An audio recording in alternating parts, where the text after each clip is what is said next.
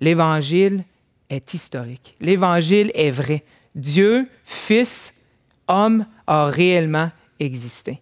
C'est la base sur laquelle tout repose pour nous aujourd'hui et pour eux aujourd'hui, pour eux à ce temps-là aussi. C'est la base. Mais à qui s'adresse Jean? Alors, je vous donne des petits détails ici qui vont nous aider à comprendre parfaitement le passage. Parce que si on n'a pas ces détails-là, des fois, on peut prendre 1 Jean, la lettre qu'il écrit, hors de son contexte, puis c'est pas ce qu'il faut faire. Il faut le prendre vraiment dans son contexte. Puis le destinataire, dans le fond, les gens à qui Jean écrit, c'est aux croyants d'Éphèse et des environs. Mais pourquoi écrit-il à ces gens-là?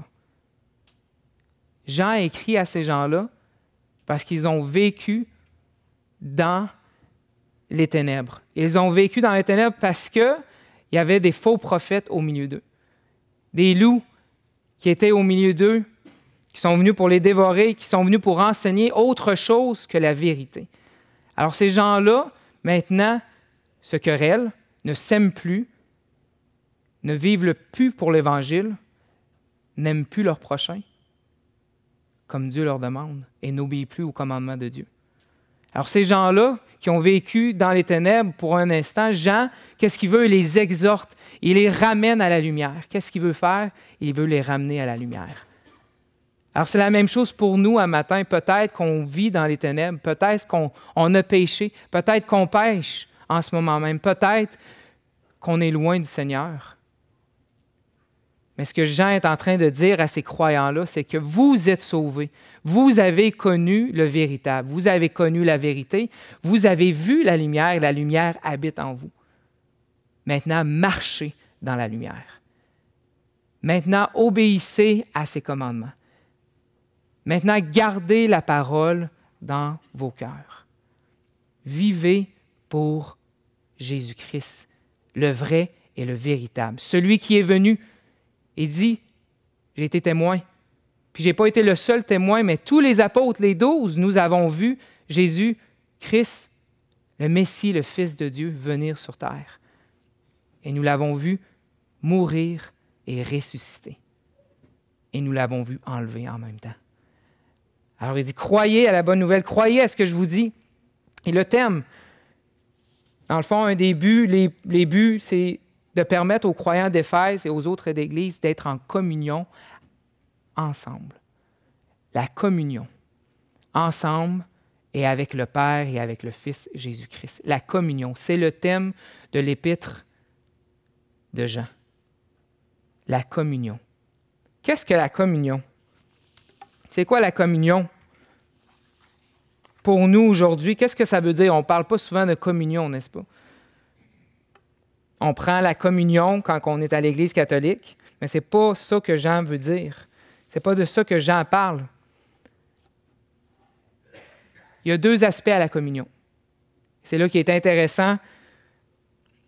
C'est que la communion est d'abord et principalement verticale. Verticale. Avec Dieu et avec Jésus-Christ. Pourquoi? Parce que Christ nous révèle le Père. Dans Jean 1, verset 18, il dit « Personne n'a jamais vu Dieu. Le Fils unique qui est dans le sein du Père est celui qui l'a fait connaître. » Le Fils fait connaître le Père. Matthieu 11, verset 27, il dit « Toutes choses m'ont été données par mon Père et personne ne connaît le Fils si ce n'est le Père. Personne non plus ne connaît le Père si ce n'est le Fils et celui à qui le Fils veut le révéler. » Alors Jésus-Christ, à vous et à moi qui sommes en communion, nous révèle le Père. Et le Père, en même temps, nous révèle Jésus-Christ. La communion est d'abord verticale. Dieu le Père nous a donné son Fils pour que nous ayons part avec lui à l'objet de ses délices. Dans Matthieu 17, au verset 5, je vais vous lire quelques versets, vous n'êtes pas obligés de tourner, mais je les ai devant moi, alors c'est plus facile. Matthieu, verset 17, au verset 5, il dit « Celui-ci est mon Fils, en qui j'ai mis toute mon affection. Écoutez-le. » Jean, chapitre 1, verset 14, dit « Et la parole a été faite chair et elle a habité parmi nous, pleine de grâce et de vérité, et nous avons contemplé sa gloire, une gloire comme la gloire du Fils unique venu du Père. » Le Père nous a révélé Jésus-Christ. Il nous a donné Jésus-Christ afin que nous puissions entrer en communion avec lui. Alors, chacun d'entre vous qui croyez aujourd'hui, vous avez cette communion avec Dieu, le Père et avec Jésus-Christ. Il n'y a personne qui peut vous enlever ça. Seulement vous. Et c'est ce qu'on a vu, et c'est ce que Jean nous parle dans le chapitre 1, verset 5 jusqu'au verset 2 du chapitre 2, que oui, c'est possible de perdre la communion, pas de perdre son salut. Et c'est là que la nuance est importante. On ne prêche pas la perte du salut, aucunement. Vous êtes sauvés. Jean s'adresse à eux parce qu'il dit « Je vous écris » au verset 12 du chapitre 10, « Je vous écris, petits enfants, parce que vos péchés vous sont pardonnés. » Alors réellement, ces personnes-là, certainement ces personnes-là sont des croyants. Ils ont cru, mais ils se sont éloignés. Ils ont marché dans les ténèbres au lieu de marcher dans la lumière. Combien de fois est-ce que nous, croyants, on s'éloigne de Dieu et de son Fils? Par les choix qu'on fait, par les pensées qu'on a, par les paroles qu'on a, par les actions. Il nous dit principalement, et c'est là l'importance, deux vérités très importantes. C'est l'historité de l'Évangile, comme on a vu tantôt, que Jean a été témoin. Plus qu'une personne, 2 ou 3 personnes peuvent témoigner, rend quelque chose véridique.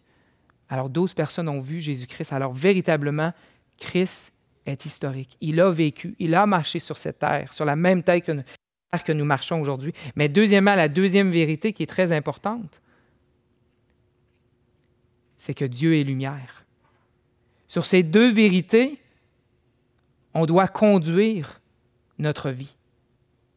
Sur ces deux vérités, on doit obéir. Que Jésus-Christ est véritable. Jésus-Christ est le vrai homme et fils de Dieu. Dieu homme, dans une seule chair, qui s'est donné, qui a pris la forme d'un serviteur et qui a obéi jusqu'à la mort de la croix. Véritablement. Ce n'est pas des foutaises, ce n'est pas des fables. C'est vrai. Mais en même temps, Dieu est lumière, Dieu est pur. La lumière qui chasse les ténèbres, la lumière qui crée, la lumière qui révèle tout ce qui est saint.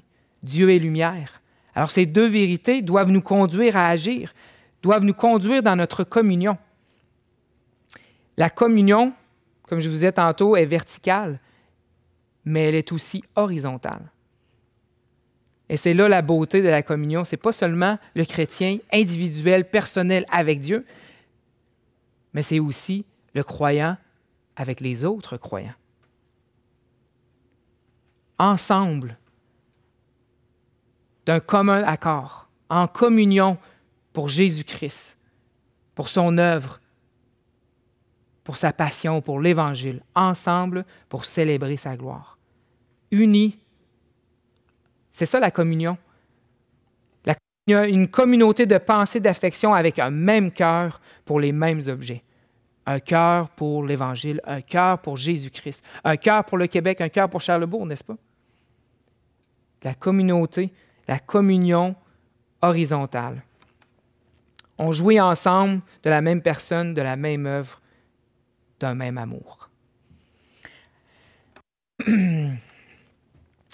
Mais aujourd'hui, ce qu'on va voir, là, je vous ai donné peut-être un petit aperçu de ce qu'on a vu dans le passé, dans les autres sessions, dans les autres prédications. Mais aujourd'hui, on voit 4 choses. Je sais, je ne cadre pas avec. Habituellement, il faut avoir 3 choses. 3 choses, c'est facile à se souvenir. 3 choses, si vous en avez 2, ça ne marche pas. Si vous en avez 3, c'est correct. Si vous en avez 4, c'est trop long. Mais aujourd'hui, j'en avais 3 au départ, mais hier soir, quand je travaillais et que je révisais mes affaires, il a fallu que j'en rajoute un. Alors, je n'avais pas le choix. Alors, 3 éléments qui nous prouvent vraiment, qui nous amènent à croire, à comprendre comment le croyant peut savoir si la communion avec le Père et avec le Fils Jésus-Christ est vraie. Cette communion horizontale et cette communion verticale, comment est-ce que je peux savoir qu'elle est vraie? On sait comment elle est arrivée. Jésus-Christ nous l'a donné. La vie éternelle a été faite chair. Il nous a donné l'opportunité d'être en communion avec le Père et avec Jésus-Christ. En lui, nous pouvons avoir la communion. Et ce n'est pas le salut que je parle, mais la communion que nous avons à chaque jour, de marcher avec lui, de le connaître, de le comprendre, de l'entendre nous parler à travers sa parole, nous parler par son esprit. C'est la communion de vivre pour Jésus-Christ. 4 choses qui aident le croyant à savoir ou non si la communion avec le Père et avec le Fils Jésus-Christ est vraie. Premièrement, la communion du croyant est vraie si celui-ci garde ses commandements. Deuxièmement, s'il aime Dieu. Troisièmement, s'il marche comme il a marché lui-même.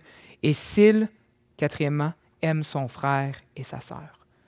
3 choses qui viennent démontrer que votre communion que vous avez avec Dieu, verticale, et la communion que vous avez avec les uns avec les autres, horizontale, est vraie. 4 choses. Déjà, vous voyez, c'est trop long. 4 choses. Je sais que vous avez déjà oublié ces 4 choses-là. 3, vous n'auriez pas oublié, mais 4, c'est déjà passé par-dessus. C'est pas grave. Alors, on va plonger dans notre texte au verset 3 du chapitre 2. Dieu. Oui, on s'adresse à Dieu, mais non, c'est au chapitre 2, au verset 3 du chapitre 2.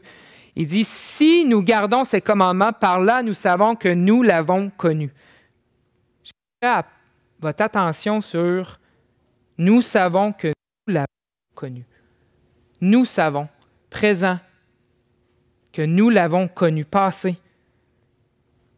Alors, le temps est très clair. Pour celui qui dit connaître Dieu, alors vous l'avez connu, OK? Pas vous allez le connaître. Vous le connaissez aujourd'hui, OK? À cause que vous l'avez connu. Alors, vous êtes en communion avec lui si vous gardez ses commandements.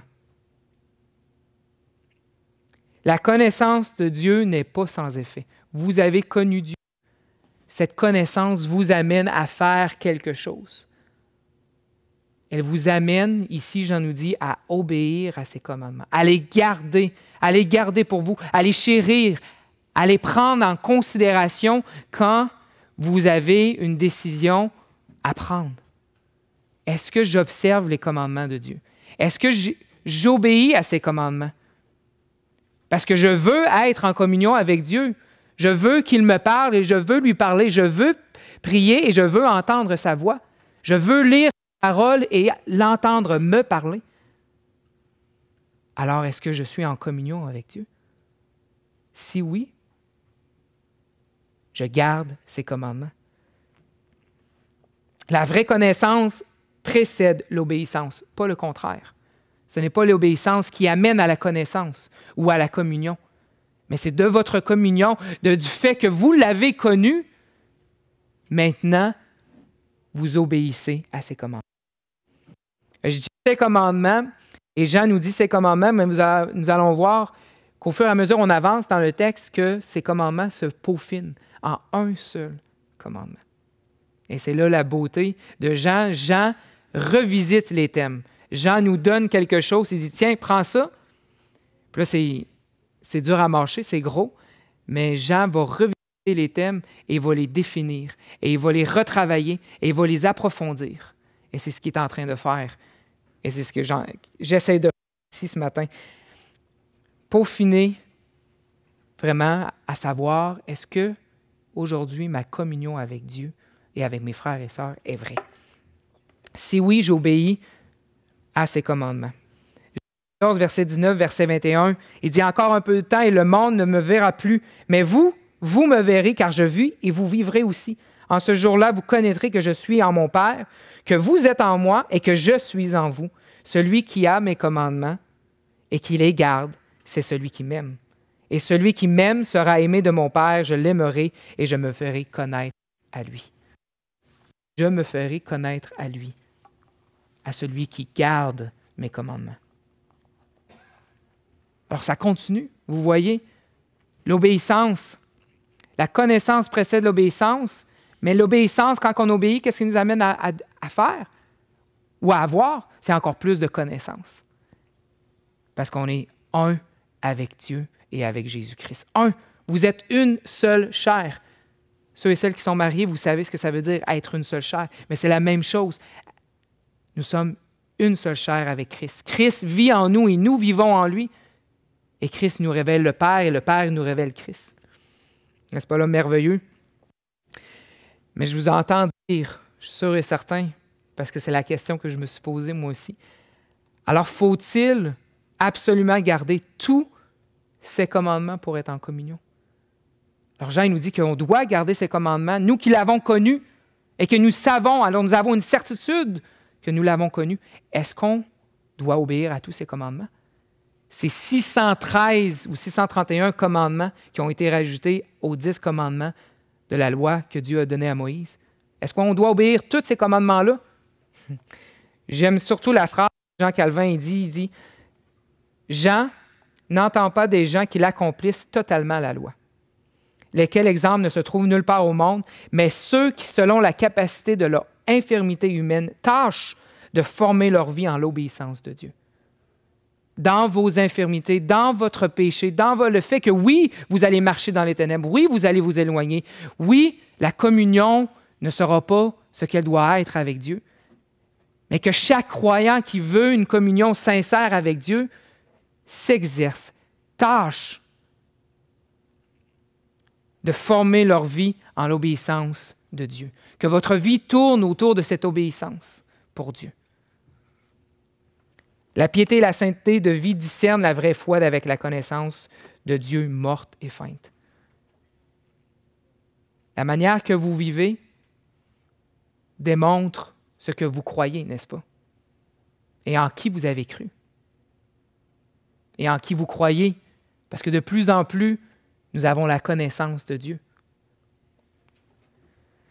Tite, vous pouvez tourner avec moi dans Tite, verset 11 jusqu'au verset 14, dans le chapitre 2, Tite 2, 11 à 14, c'est très important. C'est un passage important. Paul dit à Tite, « Car la grâce de Dieu, au verset 11, « Car la grâce de Dieu, source de salut pour tous les hommes, a été manifestée. Elle nous enseigne à renoncer à l'impiété, aux convoitises mondaines et à vivre dans le siècle présent, maintenant même, aujourd'hui même, sur la terre, dans votre ville, que ce soit à Saint-Tite, que ce soit à peu importe où vous êtes aujourd'hui même, à vivre dans le siècle présent, la sagesse, la justice et la piété, en attendant la bienheureuse espérance et la manifestation de la gloire du grand Dieu et de notre Sauveur Jésus-Christ, qui s'est donné lui-même pour nous afin de nous racheter de toute iniquité et de se faire un peuple qui lui appartienne, purifié par lui et zélé pour les bonnes œuvres. Zéler pour les bonnes œuvres. Obéir à Dieu. À cause de la connaissance certaine que nous avons eue de Jésus-Christ. Éphésiens 4, versets 17 à 24, il dit « Voici ce que je vous dis, ce que je déclare dans le Seigneur, ce que vous ne devez plus marcher, c'est que vous ne devez plus marcher comme les païens, qui marchent selon la vanité de leurs pensées. Ils ont l'intelligence obscurcie, ils sont étrangers à la vie de Dieu à cause de l'ignorance qui est en eux, à cause de l'endurcissement de leur cœur. Ayant perdu tout sentiment, ils se sont livrés à la dissolution pour commettre toute espèce d'impureté jointe à la cupidité.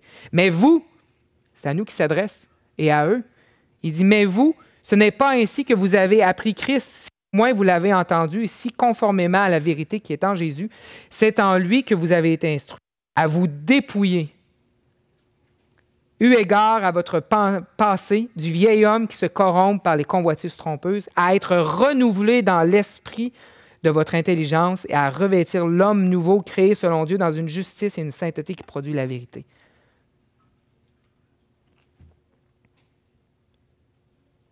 La certitude de votre salut vous amène à travailler à ce salut.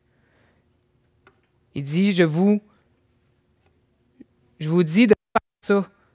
Vous devez faire ça. Si vous êtes à lui, vous devez vivre de cette manière-là. Vous dépouillez, pas Jésus-Christ, laissez Christ vous dépouiller, mais vous-même vous dépouillez. Être renouvelé dans l'esprit. À marcher dans une justice et une sainteté qui produit la vérité. Chaque croyant a à obéir à ses commandements. Chaque croyant a besoin de garder ses commandements. Alors, c'est la première chose qui vient nous donner une certitude de la communion verticale et horizontale que nous avons avec Dieu et avec nos frères. Au verset 4, il dit « Celui qui dit « Je l'ai connu » et qui ne garde pas ses commandements est un menteur et la vérité n'est point en lui. » Alors, qu'est-ce que Jean fait ici à ce verset-là? Il dit « Il prouve ce qu'il a déjà dit par le contraire. » Alors, c'est important pour celui qui professe connaître Dieu de mettre en pratique ce qu'il dit connaître. Jean vient appuyer son argument, vient donner une nouvelle force à son argument en donnant le contraire. Celui qui dit « je le crois », mais qui ne fait rien, qui ne garde pas ses commandements, c'est un menteur. Ce n'est pas vrai. Et la vérité n'est pas en lui. Deuxième, alors on a vu le premier aspect qui vient nous prouver la certitude de notre communion que nous avons avec Dieu, le Père et Jésus-Christ, et avec nos frères. Le deuxième aspect, c'est celui qui aime Dieu. Est-ce que nous aimons Dieu? Est-ce qu'aujourd'hui, vous pouvez dire « Oui, j'aime Dieu ».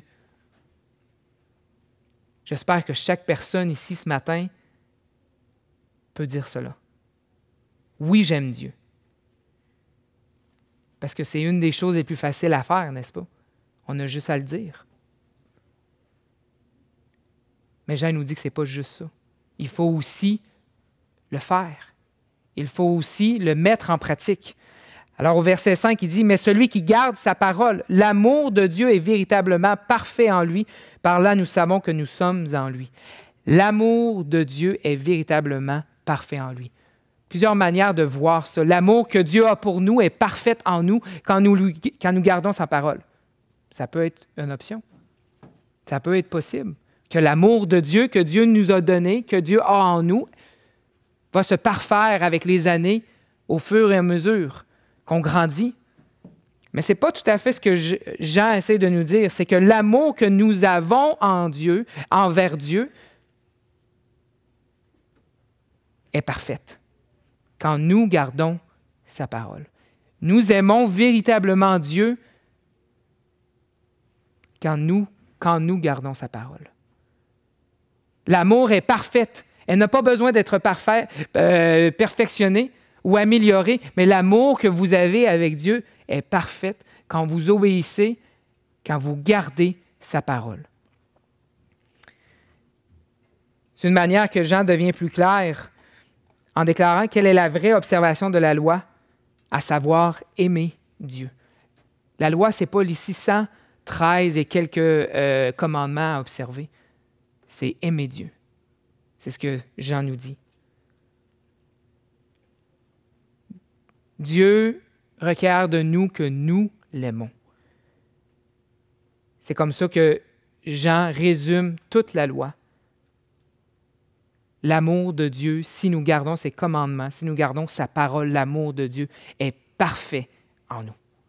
C'est ce que Moïse aussi a fait dans Deutéronome 10, 12. Il dit « Maintenant, Israël, que demande de toi l'Éternel ton Dieu, si ce n'est que tu craignes l'Éternel ton Dieu afin de marcher dans toutes ses voies, d'aimer et de servir l'Éternel. » Il n'a pas dit « Tu ne tueras point, tu ne voleras point. » Il n'a pas dit ça. Il a dit d'aimer et de servir l'Éternel ton Dieu de tout ton cœur et de toute ton âme. Puis dans Deutéronome 30, verset 19 avant, il dit « J'en prends aujourd'hui à témoin contre vous et le ciel. J'ai mis devant toi la vie et la mort, la bénédiction et la malédiction. Choisis la vie afin que tu vives, toi et ta postérité, pour aimer l'Éternel ton Dieu, pour obéir à sa voix et pour t'attacher à lui. » C'est tout. Celui qui veut être en communion verticale avec Dieu, le Père et le Fils, doit d'abord aimer Dieu. Dans Jean 14, 15, Jésus dit à ses disciples, « Si vous m'aimez, gardez mes commandements. » Au verset 21, il dit, « Celui qui a mes commandements et qui les garde, c'est celui qui m'aime. Et celui qui m'aime sera aimé de mon Père, je l'aimerai, je me ferai connaître à lui. » Au verset 23 du même chapitre, il dit, « Si quelqu'un m'aime, il gardera ma parole et mon Père l'aimera.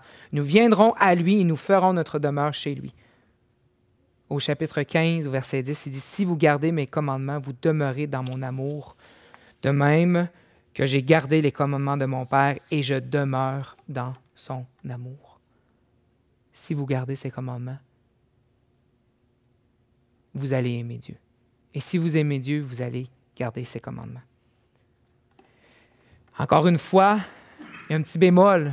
On se dit, mais, OK, est-ce que c'est tous les commandements qu'on doit observer? Non, ce n'est pas tous les commandements. C'est celui que dans ses infirmités veut et tâche à vivre pour Dieu. Mais alors, est-ce qu'il y a un être humain ici qui peut dire, ben moi, j'aime Dieu parfaitement? Oui, j'aime Dieu, mais est-ce que j'aime Dieu parfaitement? Est-ce que nous aimons Dieu parfaitement?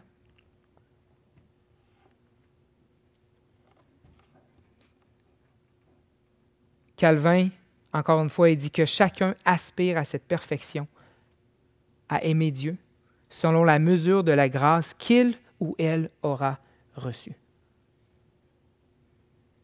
Aimer Dieu par la grâce que nous avons reçue d'aimer Dieu.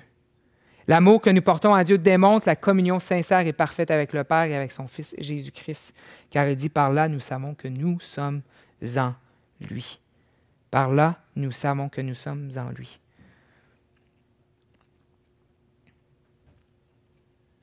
La troisième chose, on a vu deux choses jusqu'à présent, la troisième chose qui vient mettre la certitude dans nos cœurs, à savoir si nous avons la communion sincère et vraie avec Dieu le Père et avec son Fils, c'est si nous marchons comme Jésus-Christ a lui-même marché. Au verset 6, il dit « Celui qui dit qu'il demeure en lui doit marcher aussi comme il a marché lui-même. » Celui qui dit qu'il demeure en lui doit marcher aussi comme il a marché lui-même. Au verset 7 du premier chapitre, il dit « Mais si nous marchons dans la lumière, comme il est lui-même dans la lumière, nous sommes mutuellement en communion. » Si nous marchons dans la lumière. Jean nous propose la lumière de Dieu pour exemple. Tandis qu'ici, au verset 6, il nous appelle à aller à Jésus-Christ pour suivre son exemple parfait. L'exemple ultime pour le croyant qui cherche à aimer Dieu, à lui obéir de tout son cœur, de toute son âme,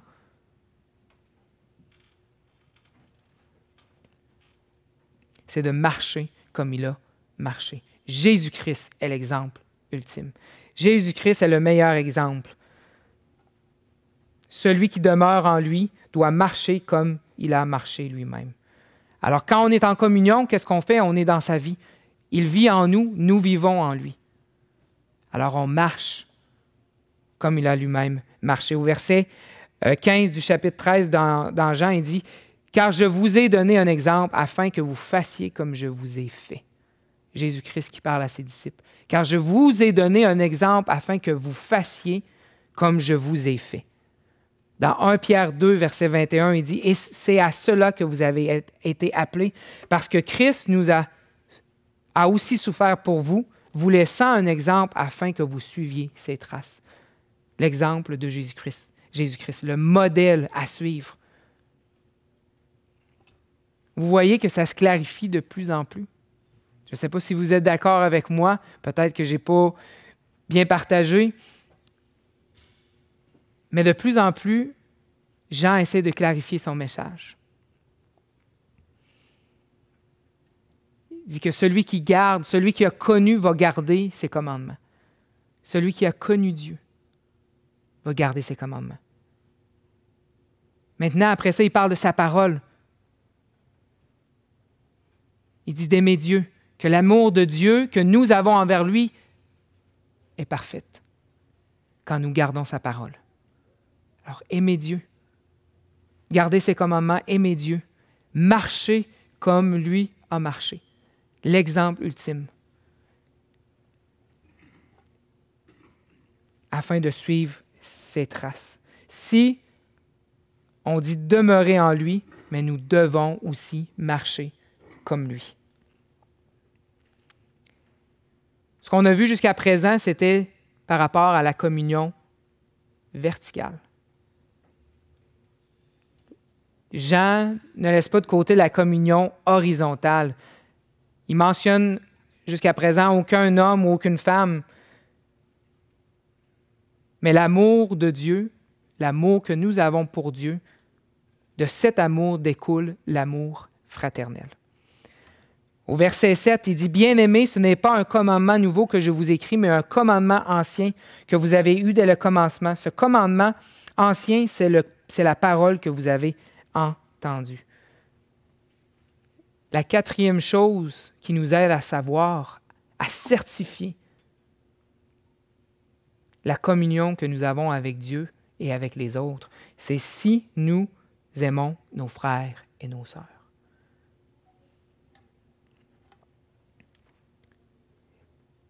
Bien-aimé, tout le long de son épître, tout le long des 5 chapitres, Jean fait allusion à l'amour qu'il porte envers ces personnes-là. Il leur dit combien je vous aime. Il dit petit enfant, père, jeune homme. Il dit je vous écris afin que vous ayez la communion avec nous et avec Jésus-Christ et le Père. L'amour que Jean avait envers les croyants d'Éphèse et des environs. Qu'est-ce qu'il rappelle ici rapidement? Il rappelle aux croyants l'amour fraternel qu'ils doivent exemplifier, maintenant qu'ils marchent comme Jésus a marché. Maintenant que vous marchez, que vous demeurez en lui, maintenant que vous gardez sa parole, maintenant que vous aimez Dieu, vous devez faire quelque chose. Cela produit encore une fois quelque chose en vous. Un amour fraternel, un amour les uns pour les autres. C'est là que vient la communion horizontale. Des personnes qui se rassemblent ensemble avec un même cœur, avec un même esprit, avec une même pensée et avec un même amour. L'amour fraternel, le commandement que Dieu nous donne, d'aimer les uns et les autres. Jean 13, verset 34, il dit « Je vous donne un commandement nouveau », c'est Jésus qui parle, « Aimez-vous les uns les autres comme je vous ai aimé, vous aussi, aimez-vous les uns les autres. » Mais pourtant, Jean il dit « Ce n'est pas un commandement nouveau », il dit « C'est un commandement ancien. » Parce que dès le commencement, depuis le début, depuis la fondation des temps, Dieu avait dans son esprit l'amour. Pour vous et pour moi. Et l'amour fraternel. Depuis le début. Ce n'est pas un commandement nouveau. C'est un commandement qui est fidèle à ce que Dieu avait révélé, ce que Dieu avait donné depuis le début. Si on retourne dans Genèse, Dieu marchait avec Adam et Ève, n'est-ce pas? La communion qu'ils avaient ensemble. Dieu venait les voir, s'entretenait avec eux le soir. La communion.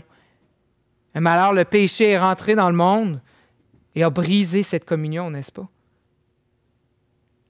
Et à partir de ce moment-là, dès le départ, Dieu a travaillé pour rétablir cette harmonie qui a été brisée avec Dieu. Depuis le départ, l'harmonie avec Dieu, quand il nous a donné son Fils, mais aussi l'harmonie de l'homme et de la femme ensemble. Parce que qu'est-ce qui s'est passé quand Dieu a dit « vous avez péché », qu'est-ce qu'Adam a dit? Il dit « la femme que tu m'as donnée ». Pourtant, tantôt, il disait « oh, la femme de mes os, oh, il était tellement content enfin d'avoir une compagne qui pouvait l'accompagner, avec laquelle il pouvait être en communion, être en union avec. » Mais il dit, tout de suite, quand le péché est entré, a brisé cette harmonie-là, tout de suite, dès le départ. La femme que tu m'as donnée. Alors Dieu rétablit cette harmonie entre l'homme et la femme. Mais qu'est-ce qui se passe après ça?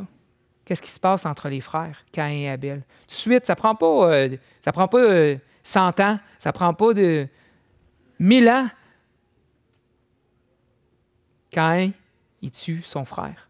Le premier meurtre, dès le départ. Tout de suite, qu'est-ce que le péché a fait? A fait rentrer le meurtre. L'harmonie n'est plus entre le frère et son frère. Et c'est ça que Dieu, par Jésus-Christ, a rétabli. Il y a aussi l'harmonie qui n'est plus là avec la création, qui doit travailler à la sueur de son front pour gagner son pain, n'est-ce pas? Les douleurs de l'enfantement pour la femme. Il y a une brisure qui s'est faite aussi à ce niveau-là. Et Dieu est en train de rétablir tout ça par Jésus-Christ. Par l'amour. Il est en train de rétablir l'amour. Et c'est ce qu'on exemplifie ce matin en étant tous assemblés ensemble. La communion que nous avons avec les autres personnes, les autres croyants. Ce n'est pas Satan qui fait ça, c'est Dieu qui fait ça. Où qu'il y a de l'amour, Satan n'est pas là. Mais quand il y a de l'amour, c'est Dieu. Et c'est Dieu qui est en train de faire quelque chose de nouveau. Dieu est en train d'accomplir quelque chose de nouveau avec vous, aujourd'hui même. Mais si vous aimez votre frère et votre sœur. Il me reste encore 2 pages, mais on va arrêter là pour le moment. On va le garder pour une fois, c'est pas grave. Je n'ai pas réussi à passer à travers toutes mes notes. Mais en conclusion, si je reviens sur les aspects qu'on a vus rapidement, celui qui connaît véritablement le Père et son Fils obéit à ses commandements. Obéir à ses commandements. Est-ce qu'aujourd'hui, vous obéissez à ses commandements? Pas tous les commandements de la loi, mais un seul commandement. Ou 2. Parce que les sont très proches, n'est-ce pas? Tu aimeras le Seigneur, ton Dieu, de toute ton âme, de tout ton cœur, de toute ta force. Tu aimeras ton prochain comme toi-même. Sur lesquels sont fondées toute la loi et les prophètes. N'est-ce pas? Sur ces 2 choses, et c'est ces 2 choses-là que je vous demande et que Jean nous exerce à mettre en pratique. Aimer Dieu, aimer son frère et sa sœur. La communion qu'on peut avoir avec le Père est certaine quand on sait, quand on voit, quand on sait et quand on voit l'amour qui en découle. Quand il y a de l'amour, Dieu est véritablement honoré et glorifié. Quand il n'y a pas d'amour, il y a des ténèbres, puis on est dans le mensonge, on ne marche pas en nouveauté de vie. Qu'est-ce que l'amour fait? L'amour initie. Dieu, dans son amour, nous a donné son Fils. L'amour que nous avons les uns pour les autres est très important. Le commandement nouveau est à renouveler à chaque matin. À chaque fois que vous vous réveillez, ce commandement ancien qui existe dès le départ, dès le début, est à renouveler à chaque matin. Aujourd'hui, j'aime mon Dieu. Aujourd'hui, j'aime mon prochain, comme moi-même. Tout ce que vous voulez qu'on vous fasse, faites-le à autrui. N'est-ce pas? C'est la règle universelle. Même les philosophes athées l'utilisent. Ah, si seulement ça pouvait gouverner notre vie. Tout ce que tu fais, tout ce que tu veux qu'autrui te fasse, mais fais-le à autrui, n'est-ce pas? Ah, là, je ne sais pas quoi faire pour lui. Il m'énerve, il n'arrête pas de me parler, il me tombe ses nerfs. Je ne suis pas capable. Qu'est-ce que je voudrais que lui me fasse? C'est à moi à le faire pour lui, n'est-ce pas? C'est là qu'il n'y a aucune occasion de chute pour celui qui met en pratique ces choses. Aimez votre prochain. Aimez-vous les uns les autres. À ceux-ci, tous connaîtront que vous êtes mes disciples. On va prier. Seigneur grand Dieu, merci que tu nous as témoigné ton amour. En ce que lorsque nous étions encore pécheurs, Christ est mort pour nous. Tu nous as donné la vie, même si nous méritions la mort. Seigneur, et aujourd'hui, nous voulons obéir à tes commandements. Dieu, nous voulons que tu nous parles et nous voulons te parler. Nous voulons marcher avec toi. Nous voulons demeurer en toi. Nous voulons que tu vives en nous. Seigneur, on veut marcher dans la lumière, comme tu nous le demandes. Donne-nous la grâce. Donne-nous la force malgré nos infirmités, malgré nos faiblesses. Parce que oui, nous allons pécher. Parce que oui, nous allons nous éloigner. Parce que oui, les ténèbres vont couvrir cette lumière. Mais Seigneur, encore plus, resplendis dans nos vies. Parce que tu es le véritable. Tu es juste, tu es saint, tu es bon, tu es merveilleux et tu nous aimes. Seigneur, qu'à chaque jour cette semaine, on puisse se rappeler que chaque personne ici présente ce matin, et moi y compris, Seigneur, qu'on puisse se rappeler qu'on doit renouveler l'amour que nous avons envers toi et envers nos frères et nos sœurs. Aide-nous, Seigneur, par ton esprit qui vit en nous, à nous exercer à l'amour et aux bonnes œuvres. Aujourd'hui, cet après-midi, demain, cette semaine, donne-nous la grâce. Seigneur, viens nous donner la joie à nos cœurs. Que cette joie soit parfaite en toi, parce que nous savons que nous t'appartenons et que tu es le roi des rois, le Seigneur des seigneurs. À toi soit la gloire. Amen.